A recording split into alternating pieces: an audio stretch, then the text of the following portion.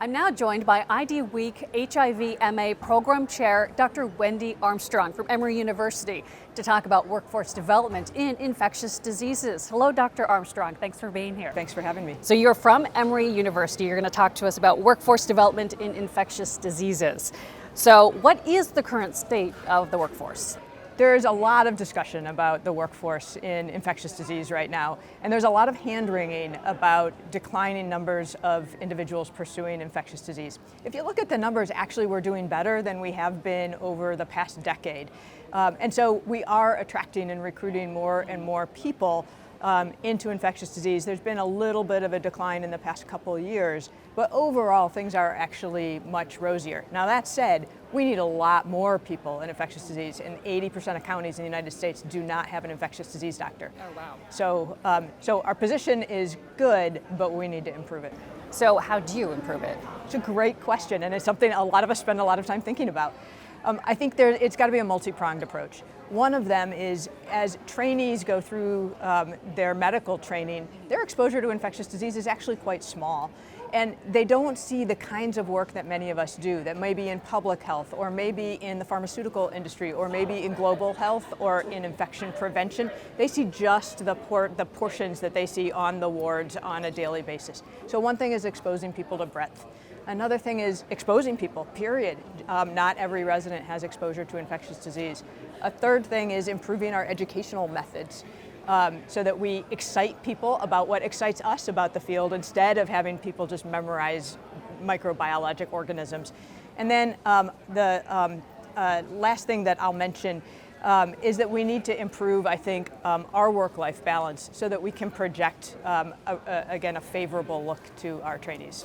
And it almost seems obvious, but why is workforce development so critical when we're talking about infectious diseases and HIV? No, absolutely. I think, like you said, it almost seems obvious the last years of this pandemic have proved some of that. But now that the pandemic is over, or at least better, the question is, why do you still need an ID and HIV workforce? And the problem is that there are a lot more pandemics that are a little bit more silent, like antimicrobial resistance. HIV is still a huge problem in the United States. We have more and more patients who are being treated for cancer or with transplants and are more immunocompromised, and that sets them up for infection. There are a variety of areas that garner less national publicity than COVID, thank God, but are still areas where we need infectious disease doctors. So you brought up COVID. How has COVID affected recruitment, or has it? So I think it's a problem. It's been a problem. I think, many of our trainees are tired of COVID. They did their entire training beginning in 2020, and it's the last thing they want to think about.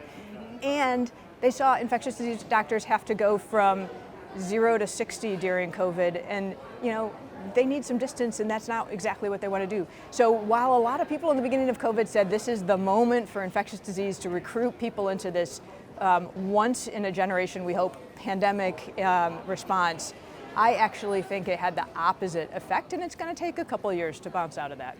So how do we increase the number of medical residents who are pursuing training in infectious diseases? You did mention, exposing them a little bit more, but since you're coming off COVID and this weariness, what do you do? Yeah, so I think there are, again, a couple of things. One is we need to show our enthusiasm for the field. You will talk to several people, I'm sure, over the course of IDWeek, and you're going to see people who are so excited about this field that we've chosen and so fascinated by that, and we need to share that because it is an utterly fascinating, amazing way to spend a life. Another piece is we are a group of physicians who are very, very keyed into social justice issues and health equity issues, and because we've always treated tuberculosis and Hep C and HIV and those problems that really affect the globe, no matter what your socioeconomic standing is.